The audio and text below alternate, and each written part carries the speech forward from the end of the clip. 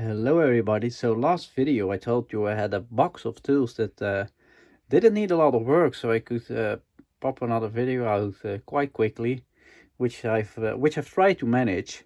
Um, Reason being, there was so little work to do to most of the tools you see here is they came from Ben, and they came from Ben just while he was having a cleanup of his own tools. So he did a lovely job on cleaning and prepping with his spray paint a few for me. I think he cleaned this one, he cleaned that one, and that one he cleaned, and he did an absolutely magnificent job on that one, as I'll show you in a little bit. We'll talk you through the tools. Some of them didn't even really need any cleaning, and other ones I've just cleaned myself. So I'll start you off with this one. This is I hope you can tell. This is a Miller's Falls. There you go. This is a Miller's Falls multi-tool. Now, a short while back, 357 Magda did a beautiful job restoring one. Now, this one is in almost immaculate condition. You can see how beautiful, how nice the chuck still is. The only thing I've did is some wire wheel around the chuck where it was lightly corroded, very lightly corroded. You can see the beautiful rosewood remnants of the sticker with the Miller's Falls logo. Now, the only thing is, Magda had all of his tools. I have none, which is fine. This is a beautiful tool. I think it came in a set of tools Ben bought, and he was kindly willing to let me have this one. So beautiful tool. Then this one Ben has bought on the Bolton Wanderers Antique Fair. This is a tap handle made by Eclipse. Now, Eclipse made absolutely beautiful stuff, as is this tap handle, which is basically never been used. It's a beautiful thing, very well made, exceptional condition, didn't do anything to it, came just like this. Yeah, beautiful item. Will go with the other tap handles for sure. It's beautifully made. You just can't see anything else then. Absolute beauty. This one, the Mauser quick adjust wrench, Ben has also found, and I don't really remember where, but I think he got it from eBay. Quite nice condition, you know, there's some pitting, but I've seen much worse. You know, the handle's quite nice, and also the tumble is quite nice. Those are usually damaged, on mine anyway. Now I'm building up quite a nice collection of these. I'm gonna clear this one away a little bit so you can tell. So I've got this size. This is the size I've showed you last week. So it's at least one down, maybe there's one in the middle, I'm not sure. And this one I already have. So you can tell there's quite a nice graduating set developing. So that's good. It's always good. So that can go in the German wrench drawer. Now Ben also found this.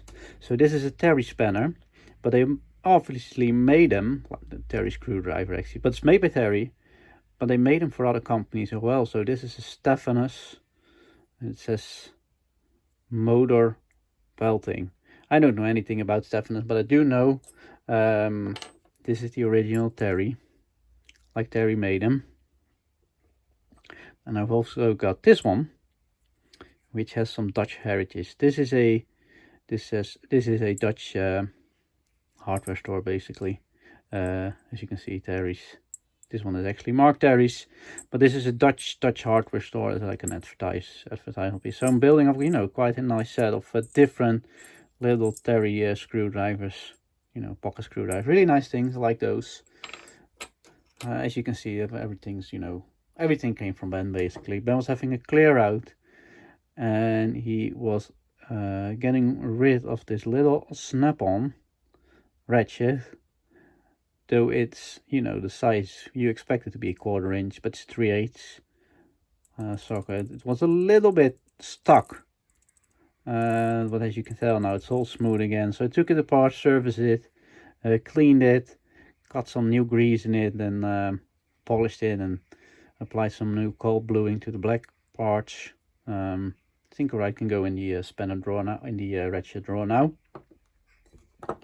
This is a Rock Island, Illinois poly wrench, and I've got a full set of those, I think, but that's alright. It's always good to find another, you know. It's obvious how they work. Quite nice condition, this one, so I think it's always good to find another one nicely cleaned as well, so that can go in the drawer just like that. This is quite cool. I think this came from the David Stanley auction, Tool Dealers Day, sorry, which is a Ratcheting Yankee, still in its original packaging. Now I've got one that's, you know, out of the packaging, but this one is still in, which is quite cool. You can see it's somewhat older. There's no barcode or anything on there, so that sort of dates it a little bit. So I like these little ratcheting screwdrivers, so great find. Now also from the Bolton Wanderers Antique Fair came these two, the little Stanley line levels. Ben bought quite a few actually, and I think these were doubles, which he kindly let me have. Done very little to them, you know. There was a little bit of surface rust on the casting, which I with some wire wool and WD-40 took off, and I've cleaned the screw, but you know, that's it. You know, they've got a lovely design, and this was probably the older one, as you can tell, patented in June 23 of 96. 1896 it is. So, you know, nice, very collectible, and he had an alright deal on him actually. Also from Bolton Wanderers, I showed you the Trimo pipe wrench. I remember the price on this one. I think it was £7. You know, just lovely item, great condition, just absolutely great. There was no muck inside, no rust inside, and you can tell it's in great condition by the jaws. You know, the jaws are absolutely lovely, like not chipped, not broken. I usually find them broken and chipped. This one isn't. So that's a great addition to the Trimo collection. Getting towards the end now, I think. Ben's also found this one. I think it's a rather rare wrench, but I forgot the story about it, to be honest. So if anybody knows, please enlighten me again. You can see how it works. Like, it's got the rack in the base of the wrench. It's a lovely job, lovely little wrench. At some point owned by Tom, I think. You know, nice, clean. We'll go with the bicycle wrench collection in the bicycle wrench drawer. Last item, I think. Yeah, last item is this combination rule made by, some of you will have seen, made by Starrett, yeah, at Ellis Starrett Company from Ethel, Massachusetts.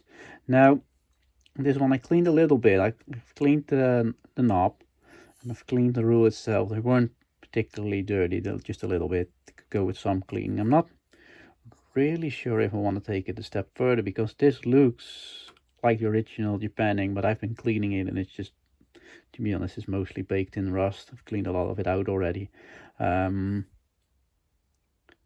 I sort of like the patina style of this one. So might stay this way, or I might eventually try and get some paint in here, get it nice and black again, because that would have been nicely Japan. But lovely item.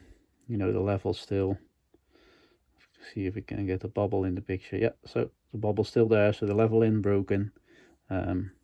Nice turning on the little knob. So yep, lovely item. So that was a quick video on the box I had laying here for a while. I'm happy to get them, get the last ones clean and be able to store them away, and get that box to the paper bin. I hope you liked the video.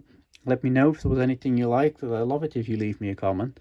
And I hope to catch you soon. There's plenty of projects to get to and plenty of videos to make. Alright, thank you all for watching. Bye.